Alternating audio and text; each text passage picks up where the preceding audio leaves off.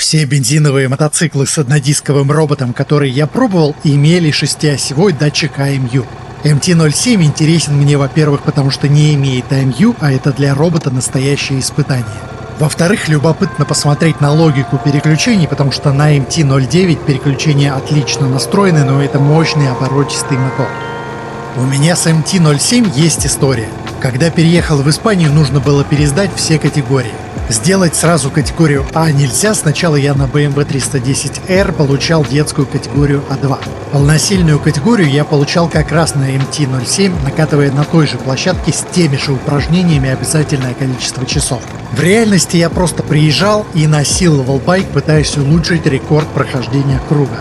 MT считался почитаемым нейкидом, про который говорили только хорошее, поэтому я сначала обрадовался. Плюс этот же мотор ставился на Tenere и Tracer 700, которые я хорошо знал. Ровный во всем диапазоне и без сильных вибраций. Но когда сел на MT, разочаровался из-за завышенных ожиданий.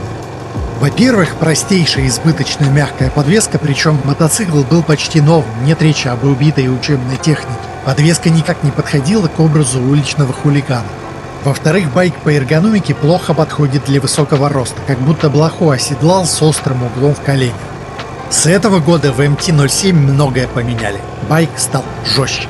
Жесткость рамы увеличили на 13% и подвеска стала совершенно другой. Вилка неплохая, хотя и видно, что дешевая, но амортизатор дубовый в плохом смысле слова. Передает мельчайшие неровности, а когда на средней скорости наезжаешь на неровность, байк прыгает козликом.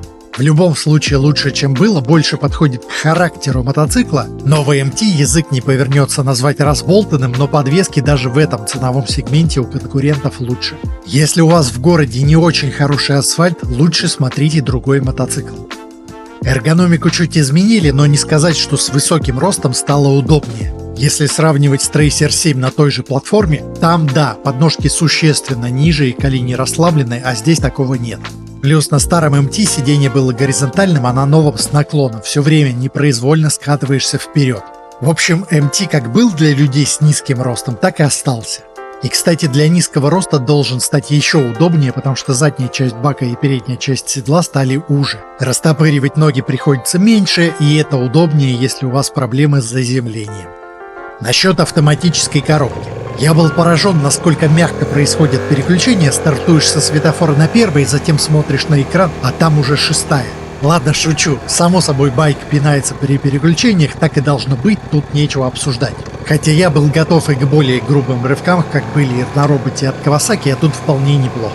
Однодисковые роботизированные коробки в курсе, что дергаются при переключениях, поэтому когда мотоцикл с AMU в наклоне, робот до последнего избегает переключений. BMW как огня боится переключиться в наклоне. Может щелкнуть только в минимальном наклоне градусов в 10, и то редко. На MT-09 робот к наклонам относится попроще и по ощущениям переключается в наклоне чаще BMW, но не перегибает палку. На MT-07 роботу неизвестно, кто там куда поворачивает, и не стесняясь переключается в солидном наклоне, что ощутимо дестабилизирует мотоцикл. Робот без AMU пытается спрогнозировать поворот, сравнивая скорость колес и работу с ручкой газа, но это не такая точная система. 10 из-за мягкости переключения в наклоне в принципе не мешает, с MT-07 другая ситуация. Байк при переключениях в наклоне неприятно дестабилизирует. Эффект ловил только в режиме D, в котором я в принципе ни за какие ковришки в городе не стал бы ездить, наглухо тупой и слишком часто переключает. С режимом D+, такого ни разу не было, потому что он держит передачу долго и у меня не нашлось поворотов, где я мог бы подловить коробку. Наверняка в затяжном повороте его можно обмануть при желании, но в целом, если ездить в D+, можно не бояться. Алгоритм переключения D+, мне вполне понравился. Почти всегда переключение в тот момент, где я бы сам щелкал. Этот же режим на MT-09 лучше, но понимая физические ограничения технологии, это очень хорошо настроенная коробка. Если говорить про ручной режим, переключает четко и с эмоциями. На однодисковом роботе в ручном режиме легкое подергивание и металлический звук коробки ощущаются почти как механика. Лично я люблю начало осени, потому что 1 сентября как по щелчку жару выключают и французы с немцами освобождают дороги. А в Москве потихоньку заканчивается сезон, и я вам советую не пропустить последние моточетверги в Формуле X в этом году. Во-вторых, в Формуле X одно из самых больших пространств для зимнего хранения мототехники в Москве с кристальной чистотой и правильной температурой. Там же есть мойка, детейлинг-центр и мотосервисы с большим количеством расходников в наличии. В-третьих, в конце сезона стоит заглядывать в Формулу, потому что в этот период начинают распродавать экипировку с большими скидками. Зимой тоже акции есть, только ходовых размеров остается мало, осенью выбор шире. Увидимся в Формуле. Самая забавная ямаховская фишка, пришедшая с MT-09 – усилитель звука. Еще 20 лет назад Yamaha запатентовал технологию, когда на воздухозаборнике двигателя устанавливался микрофон, который транслировал звук через динамики в салон автомобиля. В 2009 году Ford запатентовал следующий технологический этап. Между воздушным фильтром и дроссельной заслонкой ставится дополнительный воздуховод, ведущий в салон для усиления звука. На мотоциклах Yamaha похожий принцип. На MT-09 и 07 на баке есть дырочки с каналами, идущими к воздушному коробу через изгиб, чтобы вода в воздушный фильтр не затекала. На MT-09 технология работает, звук сочный. На MT-07 я послушал и решил ездить в берушах, потому что сразу слышно, что это какой-то банальный малокубатурник. Хоть припудривай, хоть нет, не звучит он как серьезный аппарат. У нового MT-07 хорошие радиальные четырехпоршневые тормоза. Честно говоря, я вспомнил о тормозах только дома, потому что они настолько четкие и прогнозируемые, что я про них забыл. Так и должно быть по-хорошему. В целом у байка неплохое оснащение. У MT даже есть круиз-контроль, но только на версии с роботом. Я тоже считаю, что если хочешь настоящих ощущений дергания ручки сцепления в пробках, будь добр и ручку газа дергай на трассе. Круиз-контролем после Trident уже никого не удивишь, да и на Naked он мало кому нужен. Самое понтовое в MT – колеса. У всех в этом ценовом сегменте обычные литые диски, а у Yamaha Spinforge Wheels. Google это переводит как кованые диски, что не так. Привычное название технологии в автомобильном мире – Flow Forming. Почти готовый узкий литой диск из специального алюминиевого сплава, устойчивого к расширению, крутится на стенде, где с одной стороны диск нагревают горелкой, что делает металл пластичным, а с другой стороны ролик вдавливает металл в форму и растягивает диск по ширине. Помимо утончения, давление изменяет структуру сплава и уменьшает пористость, увеличивая прочность. Прочность не доходит до уровня настоящих кованых дисков, но значительно выше, чем на обычном литье. При той же прочности толщина обода Spinforge почти в 2 раза меньше, чем у обычного литья. За счет этого и происходит облегчение. Также у новых дисков больше пластичность. Да, их можно погнуть с той же вероятностью, что и старые, но менее вероятно, что они треснут при ударе. Технология появилась на старшем брате MT-09 в 2021 году, и в целом облегченные колеса на около литрах это нормально, но на недорогом среднекубатурнике это очень круто.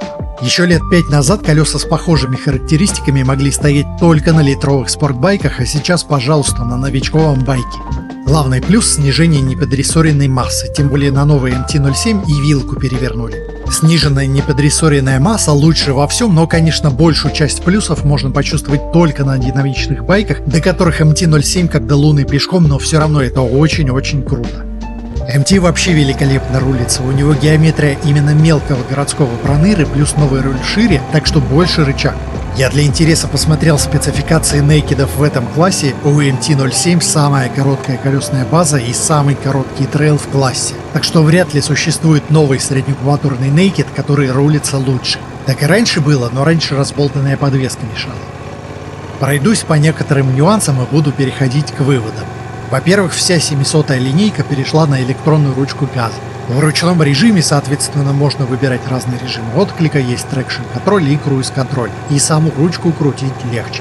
Иногда высказывают жалобы, особенно при обсуждении Денери, что тросик надежнее, но электронный газ более отказоустойчивая технология. Даже если представить, что оторвался провод или отказал датчик, что на порядке реже встречается, чем обрыв тросика, система переходит в аварийный режим и до некоторого уровня повышает обороты, чтобы на мотоцикле можно было нормально ехать, не пользуясь ручкой газа. Во-вторых, мне очень не нравятся новые поворотники на Yamaha. Когда пользуешься нормальным поворотником, можно не смотреть на приборку, потому что даже если сомневаешься, всегда можно тыкнуть кнопку сброса. У Yamaha сбросы включения одним и тем же нажатием, и на этой же кнопке функция трехкратного моргания. Ужасное решение, а перепроверять себя неудобно из-за низко расположенного экрана. Экран новый, в центр которого можно вывести малюсенькую карту через приложение Garmin Street Cross с рейтингом 1,7. Экран, повторюсь, очень низко, поэтому пользоваться не особо удобно, но учитывая, что байк не для путешествий, изредка съездить по какому-то адресу в знакомом городе сойдет. И, на мой взгляд, байк дороговат для такой мощности. С механикой почти на 20% дороже, чем Z650. Да, на Kawasaki компоненты дешевле, но цена в этом классе решает. Если брать мотоциклы только с автоматом или полуавтоматом, примерно в том же бюджете есть NC750 с роботом и CB650R и клатч. На японских аукционах все плюс-минус в одном бюджете, в Европе Honda в среднем на 6% дороже, потому что MT производится во Франции. На самом деле и NC с роботом, и CB с клатч гораздо проще купить на аукционе, у MT-07 с роботом по какой-то причине встречаются заметно реже. Главный козырь у MT, он на 20 килограммов легче, чем CB650 и на 40 килограммов легче, чем NC750. Да, NC вообще в другом классе, просто у Honda все накеды без автомата. Для новичков с низким ростом MT будет дружелюбнее, потому что даже если наклонить, его легко удержать. Кому я порекомендую MT, это определенные новички и определенно с низким ростом. Не в том смысле, что совсем первый мотоцикл, а, например, при переходе с меньшей кубатурой.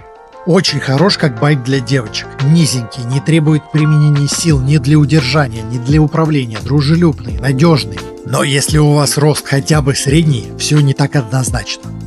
Для человека, который хочет нейтральный мотоцикл на каждый день без какого-то дерзкого характера, NC лучше. Он более универсальный в широком смысле, не только по городу катать, но и для путешествий хорош. Подвеска лучше себя ведет на неидеальных дорогах, эргономика более расслабленная, мотор экономичнее, робот принципиально лучше, звук лучше.